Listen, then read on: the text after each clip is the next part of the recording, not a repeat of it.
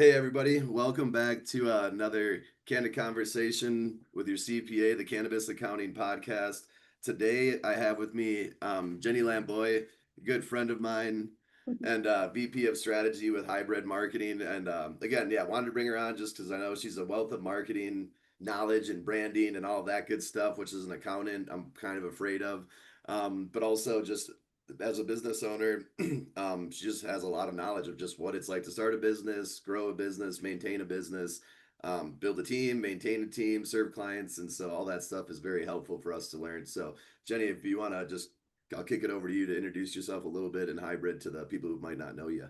Yeah, sure. Thanks so much, Ray, for having me join you this morning. I'm excited to dig in with you. I feel like we always have such rich, fun, healthy conversations, not only about the industry, but everything. So I'm super pleased to be with you. So Hybrid Marketing Co. is a business outcomes focused agency. So we do cannabis marketing. You can almost think of us more of like a fractional CRO that monetizes with marketing. So we started life as business consultants. That is probably one of the greatest offerings that we bring to the cannabis industry because we're trying to help grow this industry, become more and more business immature. So we Yeah. take frameworks from other well-established industries, and we're trying to stuff cannabis into it and kind of help it grow up. And so in that way, we look at marketing as a service that should be done on top of sales, and those, the sales effort is builds back to your business outcomes and your goals. So we know that usually when I ask folks like, why do you exist as an organization? And an answer I almost get all the time is, well, to make money. And so that's where we dig in a little bit more, because there's more to this conversation when you're working in cannabis than turning a buck. I mean, as an accountant, that it's not as easy as like, if we sell weed, they will come. So No, those days are gone. It used to work. Like, yeah, just put this thing in the ground, like grow it, dry it out, like you'll be fine. But like yeah. wholesale is not 2,500 bucks a pound anymore. So no, it's definitely changed. Thinking about that kind of just early days, like just to riff on that, like how have you seen the cannabis industry change over the last 10 years, or however many years kind of you've been in it? I know, Yeah. because I remember being in Denver in like 2015, like looking at my first grow, like near the city, like we were no longer clandestine grows in the middle of nowhere. I was like, I can like see the skyline. Like this is gonna be legal everywhere. Like this is an Yeah. amazing time. And Yeah. obviously like the last 10 years, it has definitely legalized, but it's been like a different road. So just like I've seen things change, you've seen things change, but from the marketing perspective, kind of how have you seen the cannabis industry develop over the years? Some of the tenets that are tried and true for how you grow a brand still exist today as they did back then. It's just that the margins are thinner. Price compression is is more impactful.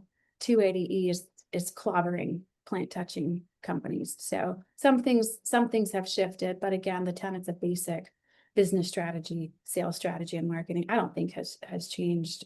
Your risk factors are just different. I'll start kind of with a little bit of how I got into this space to kind of give you some perspective. So I came from I came from the broadcast journalism world. I was pursuing a career in sports journalism, to be honest, which is very different than You're where pretty athletic. Makes sense. where I am now. Yeah, I know my publicist was like, "Can you please wear more floral clothing so you don't appear like you're going to kick somebody's ass?" I was like, yes, I can do that. I can do both actually. Yeah, so I started off in broadcast TV news out of Austin, Texas. All around the time when the Columbine shootings were post Columbine shootings. So the narrative of how we do news was starting to shift even back then. Um, Over time, I moved into the print world. I moved into the online world.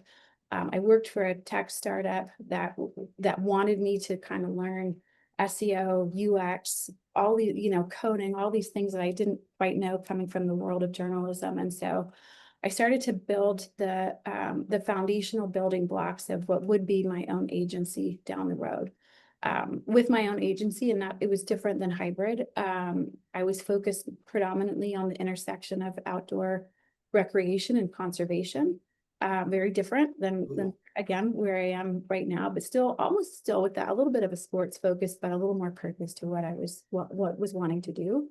Um, I got my first cannabis client actually on the hemp side. So in the seed genetic space, a colleague from that California business pulled me into the cannabis space with a company that was originally we were selling auto flowering seed to farmers who were cultivating for smokable flower and CBD.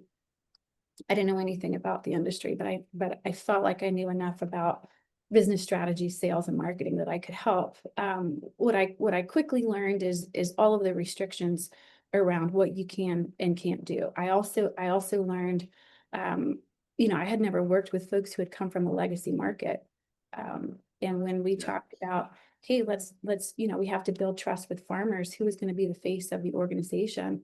A lot of the folks I worked with really didn't want to be the face of the organization. And they were like, how about you be the face? And I thought, I am not a farmer, but I went through some photo shoots where I was in the field, certainly. And I thought I learned a ton about cultivation. Where we landed, though, was there were so many farmers who were losing their shirts because they didn't know how to grow. They didn't know how to grow hemp. They didn't know it was, basically a new crop. There weren't a ton of SOPs. So we quickly pivoted who we were as an organization to become very farmer first. And we were putting out webinars before COVID hit, before Zoom was as popular as it is now. But they were specifically on, hey, here's how you grow the damn thing. We don't care whose seed you're buying, but if you are buying, here's the best way to handle irrigation and inoculants and transplants and all those things. And so I quickly jumped into the space of gosh, deep passion for a really tough industry. As the years went on, and I was building my own agency, Greg, the founder of Hybrid, pulled me in specifically to grow the cannabis side of the agency.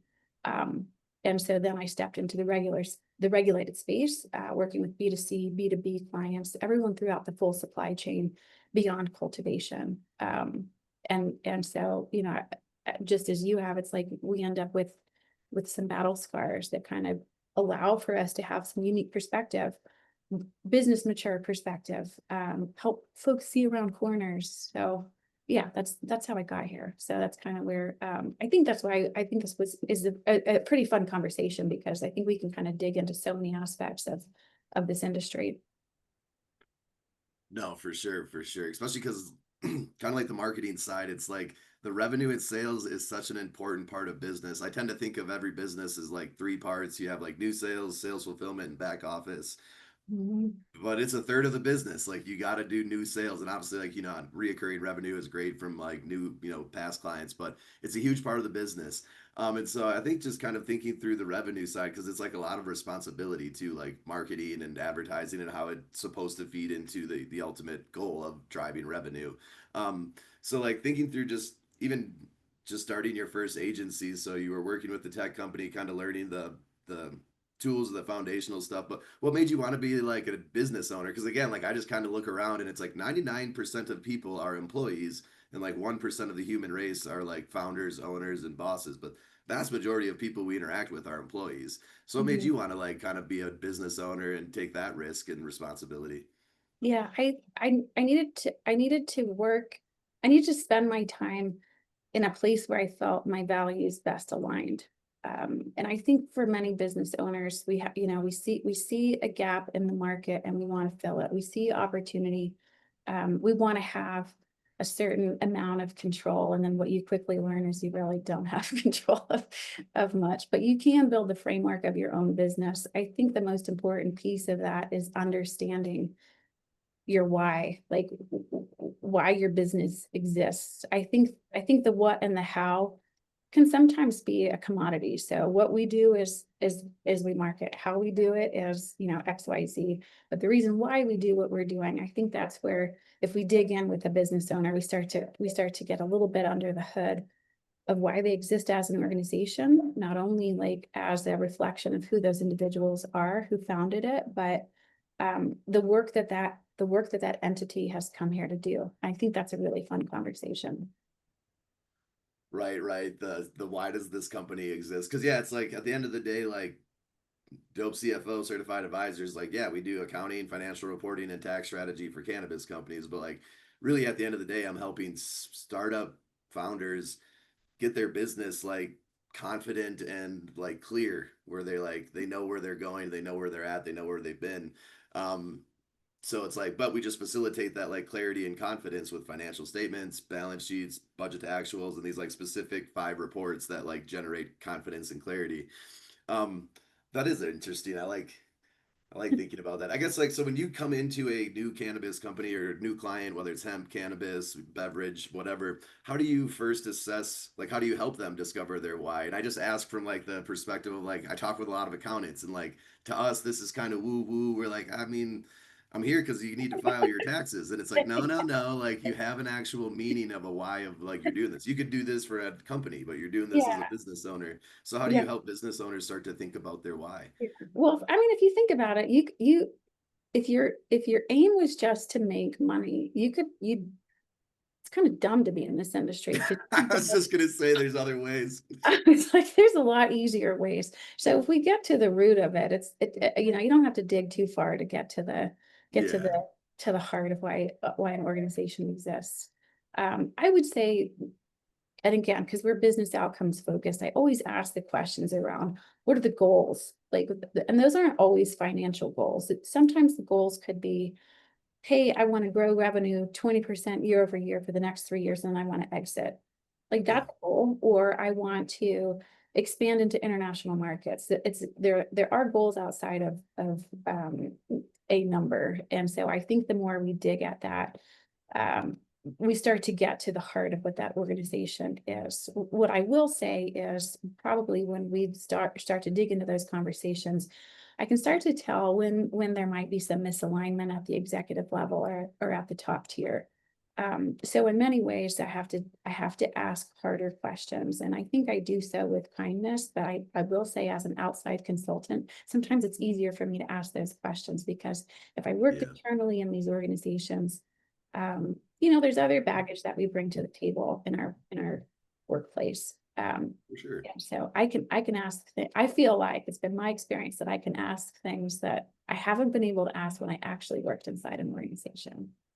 I'm I don't just chuckling because I know exactly what you mean, where it's like you start talking to the ownership and there because there's usually ownership groups. It's not like there's like the sole entrepreneur Elon Musk thing is kind of a fucking myth. Like that doesn't really exist. And it did exist in cannabis at one point, but like those days are dead. Like we're moving forward with like real businesses with teams of people, not just some legacy founder who like did all right and now they're like there or like one guy who was able to raise capital and now he's like the guy. It's like no, no, no. There's like whole committees now and decisions are made with like multiple factors factored in.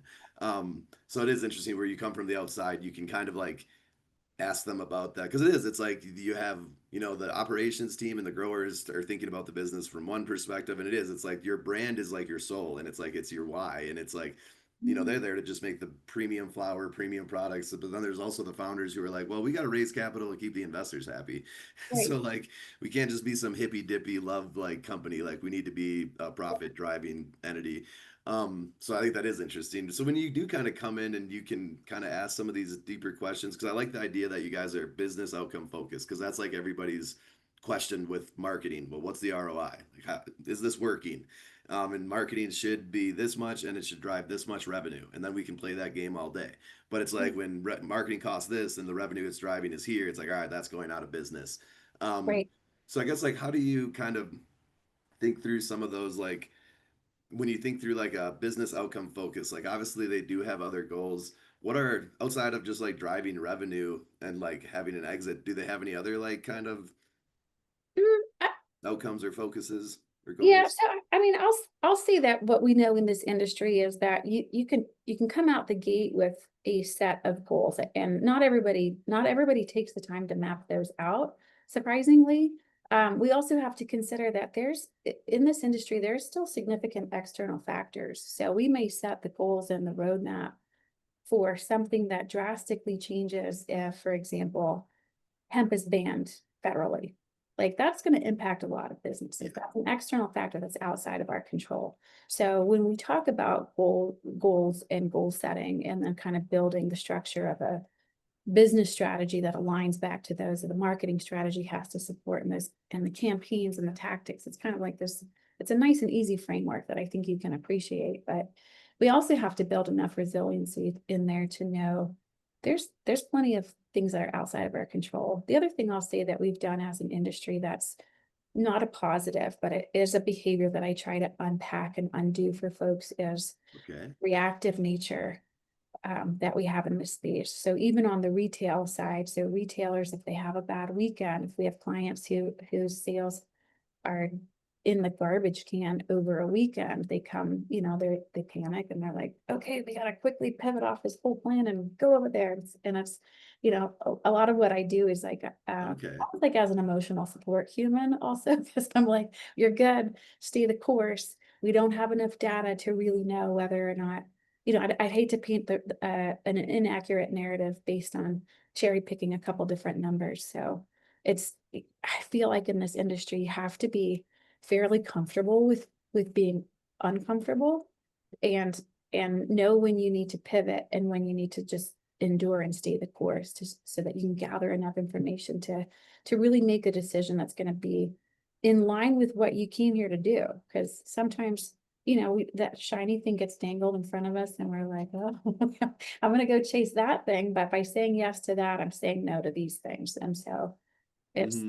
um it's pretty straightforward. I feel like what we do isn't rocket science, but it is quite different when I jump into an organization because they'll say, well, you don't talk like a marketer. And I don't. I Part of me thinks like a marketer, but part of me is also like, let's look at the larger picture.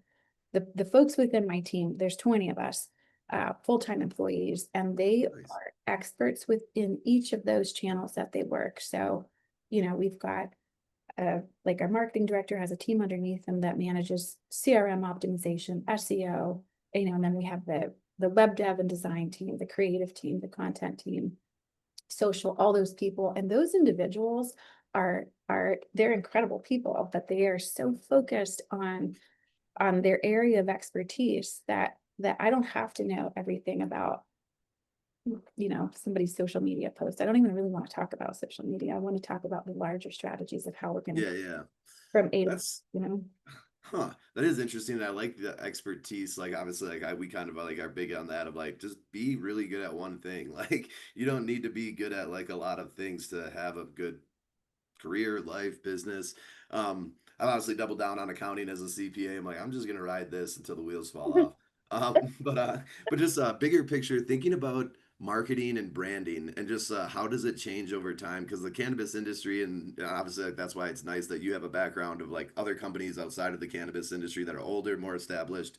And then the cannabis industry, like believe it or not, like to me, it's everybody's a startup. Like even if they've been around 5, 8, maybe 10 years, it's like you're still kind of new, and because the industry is like changing so quickly, Yeah, you got to change. It's like even like our softwares we used 5 years ago, like they're drastically different. The yeah, banking solutions drastically different in 5 years, and so it's like, so how would, when you're thinking about a company like a startup versus an established company, how does it change the way you think through the marketing and branding? Obviously, if they're like pre-start, you can like have the whole, you can start from scratch. But I guess like how does yeah, branding and marketing change as the business goes from startup, post revenue, yeah, profitable, scaling, all that yeah. good stuff?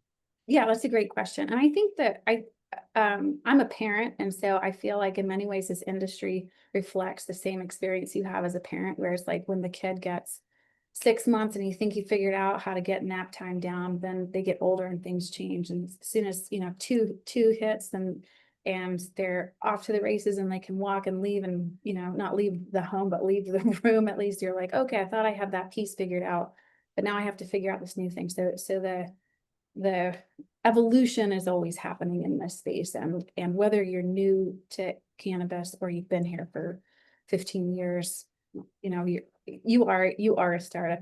I've never heard it that way before, Ray, and I think that's a good way to put it. I can give you an example of how that shifts depending Yeah, on. yeah. Let's use some case studies. Everybody loves this stuff. I Right. like nerding Yeah, out on so it too. so let's say you're a retail operation, you're a new dispensary in New Jersey. You're going through a multi-year, what likely is a multi-year experience slash journey of getting licensure to open doors. the marketing strategy there is really foundational. You really have nothing to market until someone can convert, but we do have to kind of do the foundational pieces of building who that organization is, how they're going to address a Yeah. market where you're likely not the first to open doors. So when you open doors, then the marketing strategy is acquisition. You've got to pull customers off of the existing stores. That's a very Yeah. different strategy than if you are in the marketplace as an established dispensary and someone down the street opens doors. If that's your scenario, now you have to retain those customers versus Hmm. taking someone off. Okay. And so, yeah, it's really kind of fun because you just have to know which strategy you need to put in place. Yeah. That's why I constantly want to know what are the goals of the organization. That's why I travel so much and I'm in multiple markets because I've got to understand and understand really well how those markets work and where there's challenge and where there's opportunity. So that I can apply the correct strategy depending on where you are, what the realistic challenges are. And those can change every quarter. We've got dispensary clients Yeah. rocking and rolling, and then somebody opens doors, you know, a 3-minute walk away, and they're like, now we're watching our revenue start to do a little bit of this thing. How can we get that revenue stream a little bit more predictable so that we can accurately forecast? I'm like, yes, I pull a different strategy off the bookshelf for that one. So um I love talking to smart people because it is interesting. Like, I know what you mean, right? It's like we're trying to get new clients and attract new ones is slightly different than retaining, but you do kind of need to market and sell to everybody because it's like I kind of think it's like your marketing branding never freaking ends. It's like it starts to get them in the door, and then as you deliver service and products, like yeah. that's your marketing and branding right there. But you got to keep it going. But no, that's interesting of like retain versus attract, and like there's different Well, levers to pull. it's very cyclical. So like Okay. the buying process. So we always have to introduce new folks to a brand or to a dispensary or to Yeah. an associate, whoever we're working with. You always have to bring new folks in the door. Hmm. Second phase of that is then you have to continuously engage, almost like endear and engage those folks. You kind of have to hang on to them. You've made the effort to get them through the door And the cost. and the cost, and you might as well continue to grow that relationship. Eventually, what you want to do is grow those folks into what we would call like a brand evangelist. And those are the Yep. folks who are then going to do the marketing for you. Someone who says they walk through your doors, Ray, they have a good experience, you're helping them stay on track and kind of optimize their revenue generating efforts. And then they have a colleague who's like, they're new to the market. They're like, hey, talk to Ray. He 100% helped me. I couldn't do business without him. And now we start that cycle over. So in no circumstance will I ever say to a cannabis client, I think we've got enough folks. Like we have enough clients, we have enough customers. I think we can stop our marketing efforts. That never is the case. Oh, I'm just laughing because I know what you mean. And like, we're a franchise. And so we grow by bringing in more, CPAs, accountants, finance people to own franchises. And so it's a lot of like educating people. Like they're usually first time business owners. And it's like, yeah, you got to get your first few clients, like get that, but like you got to keep your pipeline full. Like that's why we have like a standard process of like how we sponsor, we speak, we go to these events to stay relevant. It's like you do need to keep marketing, like it doesn't end. And even once word of mouth kicks in, because it's weird too. Like I kind of live in this world too, where like I'm always helping the new franchisee get started. So it's like get your first few clients, so it's attract. But then it's like the older franchisees, it's like retain and maintain. It's like now you already got some clients, and like they're already tapped into a supply chain of a market, so you can go up and down that supply chain. So how you get client number one is definitely different than how you get client two, three, four, and Right. five. Yeah, yeah, yeah, totally. And I think what ends up happening is as we forget, as well, every organization, you tend to forget that this is actually a cycle. So what happens is Yeah. when things are hardest, um, when when margins are thinnest, organizations think that's the time when we turn marketing off. Like marketing is a nice to have, and that's when we turn it off. And I think you have cut yourself off at the knees harder than any other any other ways. Like when you stop that activity from happening. But that's another part of kind of working on the consultative level is showing folks the value of marketing because I don't even necessarily even like that I've got marketing like in my email, like in the domain name and in my emails. I'm like, I'm not just marketing because it has a, it's like, ugh, I mean, no one, Yeah, for sure. I get I'm an it. accountant. I used to do internal audit, and we like would always shake our heads at marketing and HR. It's like I gotta audit the real parts of the business that are making money and doing things. Marketing is just kind of this Yeah, like nice to have, fluffy like content creators. Like, let me go talk to the engineers, the accountants, the sales yeah, team. But it was yeah, very like, narrow sighted. Then now that I'm a business owner, I'm like, no, marketing and branding is like key, or else we don't exist. We can be the best ever, right, but if nobody knows who we are, yeah, doesn't matter. It's the yeah, same with like cannabis. You can grow the fire, but if nobody knows who you are, doesn't right, matter. So yeah, it's like that's a kind of like a question I have of like, because it is the first thing people want to cut. It's like, well, all right, we got to go through like, what do we make required to keep?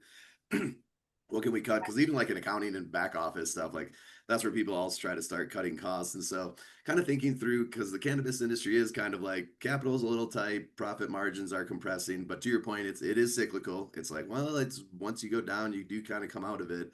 But I guess yeah, like, how do you help business owners think through budgeting for marketing and branding and the such? Like, is it a percentage of revenue? Is it like a minimum spend? Is it just like, hey, you got to do something? So how do you help them like think through that? Because I know like I've had this conversation where they're like, should we cut this, should we not? And it's like yeah. you kind of need it because we sell things to people. Like, our product is a consumable. So I guess, Yeah. how do you think through that budgeting process and You know conversation? what, I have tried using like the marketing calculators based on your percent growth and where your revenue, all those things, and I get laughed at pretty hard if I say, okay, you should be spending $2 million a year on marketing, and I just get this like, you gotta be freaking kidding me. So Yeah. I mean, the calculators are out there.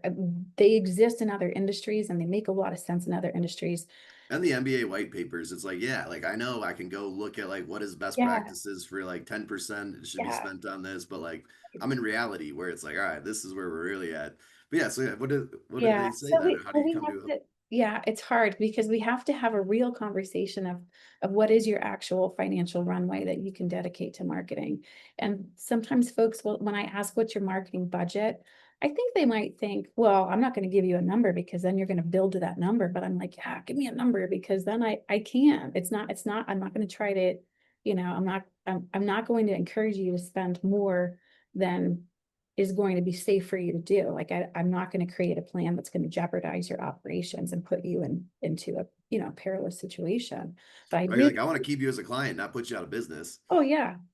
We, the way that we've grown hybrid is by coming to the table as a business partner, and we grow when our clients grow. And so it's a different business model than there's certainly agencies out there who prioritize their own growth, and then here's the clients, and you can get a sense of that when you work with them, or when you talk to their leaders, because it comes through pretty quickly when you start getting a little bit under the surface of who they are as an organization, how they show up in the space, what their reputation is. So it's been a business model that's worked for us immensely. So and the other thing that's nice about marketing is I can show you the return on investment given the spend. I can show you how we grew here. And so Hmm. especially in like a digital play, all day Yeah. long. So if we're talking about a retention program leveraging AIQ, or we're leveraging paid ads within a larger campaign for brand awareness around a delivery campaign or something, I can show you those numbers. If this, then that. And that's a nice to have that we have as marketers. The challenge is helping folks understand the value of it. So oftentimes organizations, and falls under the umbrella of business immaturity, will have very unrealistic goals. So they'll say, I want to double my revenue. I want to go from 2 million to 4 million, and I want to spend $10,000 on marketing. Yeah. I'm like, I can't help you.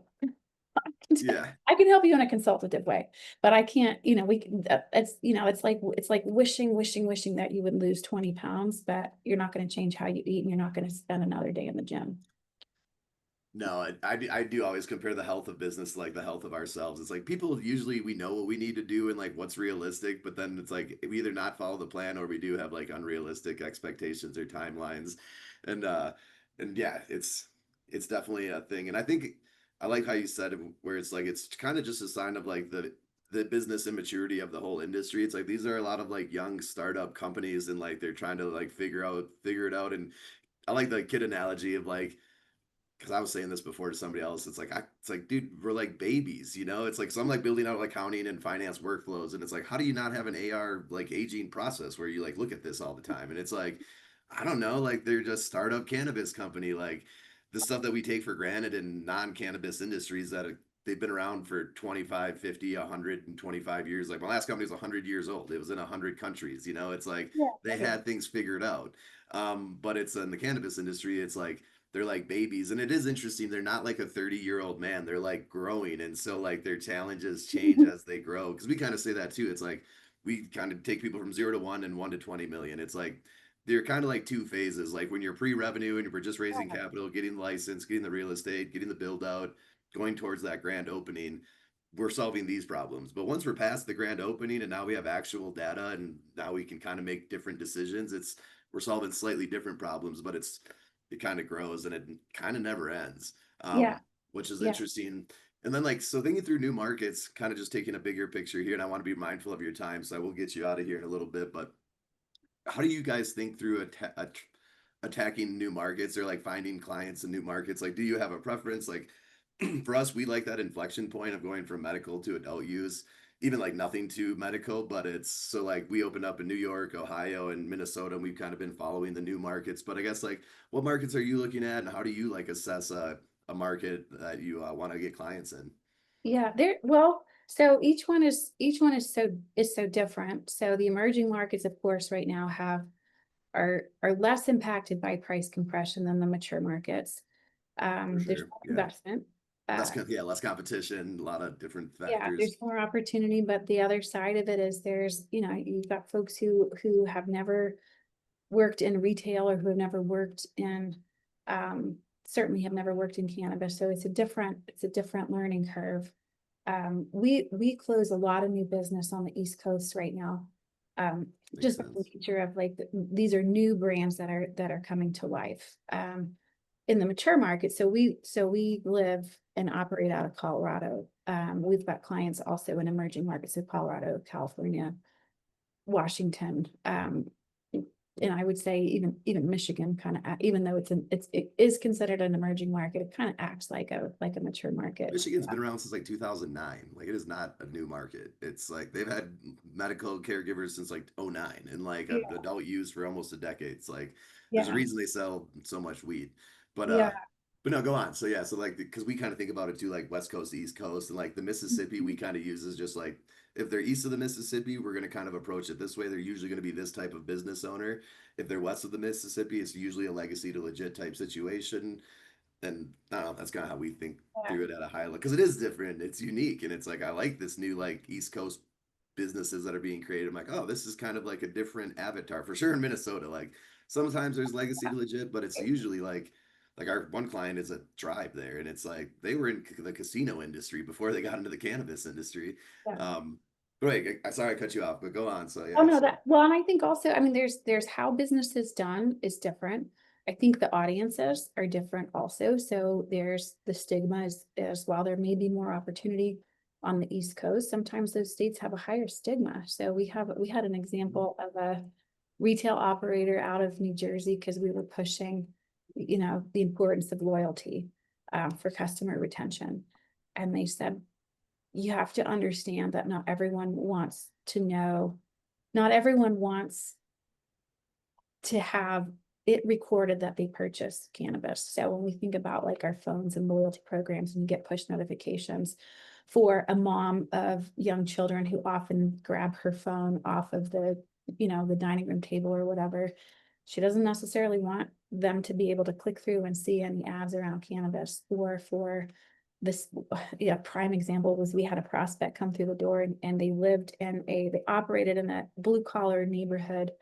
Um, and they were saying, we've got a lot of massage parlors in our community and we have a lot of weed shops, and gentlemen from other more affluent white collar neighborhoods come here to shop and do more And they don't want their spouses to know that they've been frequenting a particular dispensary. So, we don't think about that in markets like Colorado, where it's like no one gives a flip. Hmm. Nobody cares. That's part of, the stigma is way low here. It's different Oh challenges.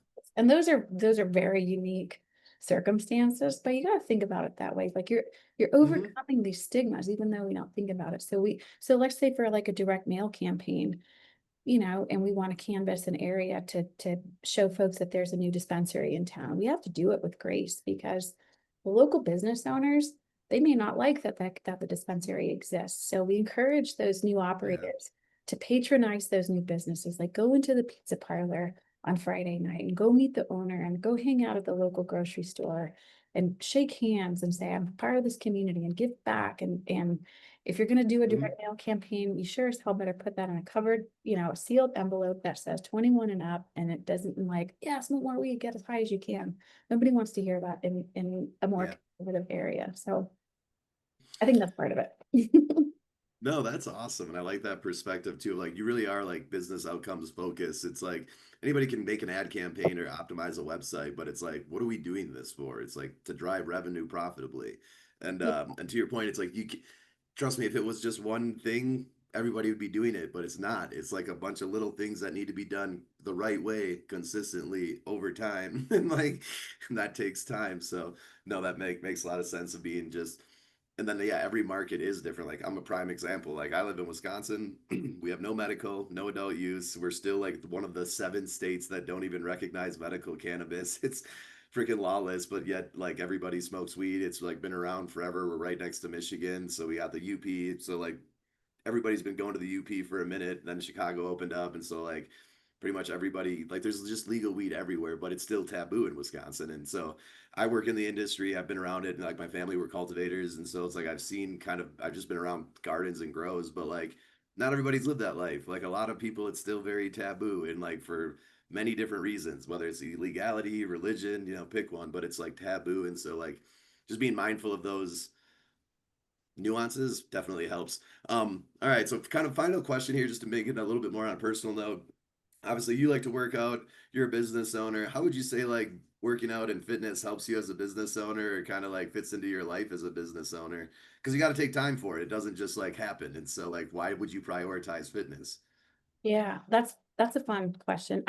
In many ways, there's a lot. I feel like in this working in this industry, there's a lot that we have to burn off and burn through. And I find, I'm an ultra marathon runner that has undergone, endured several overuse injuries and found myself in the gym more often than I actually wanted to be. And now I'm kind of more focused right now on kind of the stronger, heavier lifting. And I feel like it allows me to get really honest with who I am. Like you can't fake. There's some things that you can't fake. And I feel like physical Yeah. fitness is one of them. So it helps me to show up as my most authentic self. It gives me, to be honest, as a woman in this industry or woman in any industry, it gives me a lot of confidence when I know that I'm also very physically strong and and that I prioritize my health. That I travel a ton. It helps me with endurance. I pack when I travel, I pack mini appliances like a mini tea kettle, blender, all those things. I pack some groceries sometimes because Oh I've yeah. I've got to feel my best. And I think it does. It resonates with me. It's my outlet. I'm very passionate about it. It's a necessity for me. It's my mental health check-in. It's all those things. And to be honest, this is going to sound silly, but this as being true. It's also a way that we prospect. I often stay in Yeah. the event hotel that has the trade show, and in the morning I see my people. You were one of them. Hmm. First, and I was like, it's all right, it's 6:30 a.m. and here's all the A-type like drivers and conversations start there. And I think, They part do. of this Yeah. business is people do business with people. Hmm. And so it's just another layer of getting to know ourselves and getting to know each other. But yeah, not everyone No. to go on those long runs with me, but I'm always down to like, yeah, hike, jog, hit the gym, play pickleball, anything silly and dumb. I like to move. I feel like it's a necessity. It's definitely a priority in my house as well. That makes a lot of sense too, because it's like, yeah, we're not like professional athletes, but I do tend to think of like founders, CEOs, business owners as athletes. It's like we're definitely playing a game, you know, it's like, yeah, it's life, you know, it's like we're making money and it's like we're trying to build a, you know, a livelihood, but it's like it's, you know, if you take a step back, it's a game. You know, business is it's called a game for a reason. We keep score with money. And so like training and being at like your peak physical health is like it helps because it's like, hey, there's just a lot of shit to do. So you got to like have the stamina to work long hours intelligently. Like you can't just like not be there. And so it is interesting. And then even I do tend to think I get a lot of clarity. Like I hate running, but I do run a mile like every day. And so it's like I feel like I get a lot of clarity during that like run. And even working out, it's like if I'm not listening to a podcast, you need a lot of thinking done. And so it is, it's like this interesting thing that's like definitely a requirement. Last question, just kind of any advice that you'd have for kind of new cannabis business owners. Obviously it's just like I said, it's a startup industry. Everybody's like, even if they've been around for a little bit, but there's a lot of like young new founders. And so I guess just founder to founder, like not even really just about the marketing piece, but just like any advice for a new business owner, from your experience running teams and building businesses. Yeah, I would say upfront to take the time, like we said, take the time to understand and identify your why. Hmm. I think that's important. I think that it helps create some guardrails going down the road because when those shiny objects do get dangled in front of you, if you know what you're doing and where you want to go, create some guardrails for you that takes emotion out of Hmm. some of the decision making. I'd also say, in addition to that, take the time to build out your business strategy. What we tend to do as an industry, because we are so reactive, is we go straight after the tactics. I think about hemp beverage. Everyone's on social. Everyone's doing paid social. That means I must do paid social. I'm like, you got to look at the bigger picture. You have to know. I mean, can you go up against Cheech and Chong, who's got a significant ad budget? You know, Hmm.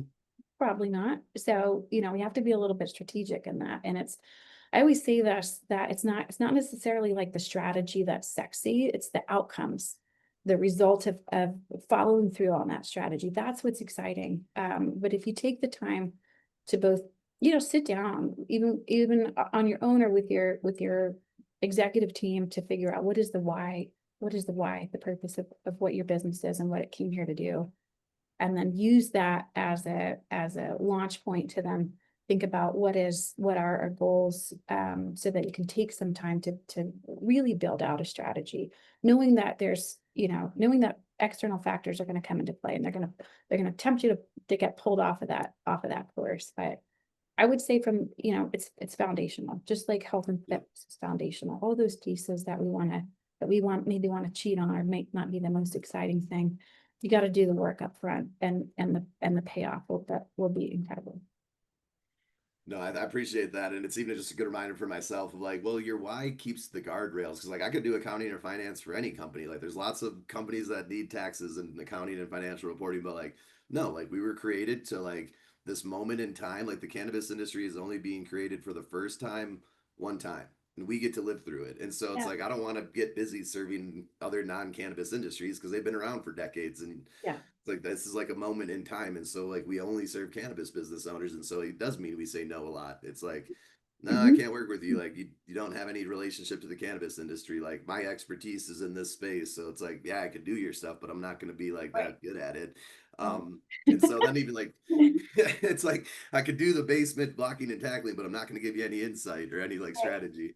Yeah. Um, You have a genuine curiosity around businesses and the individuals within them. I feel like that's how our first conversations started. And so even within Dope CFO, there's a purpose that you serve the organization. But I would say who I know you to be in this space is one who is you kind of dig in on a different level. And it does come from this, what I see outside looking at comes from this place of curiosity. You want to know how folks are making money. You want to know how they're operating. You want to know, and you do this, X, Y, and Z, these services. But mhm.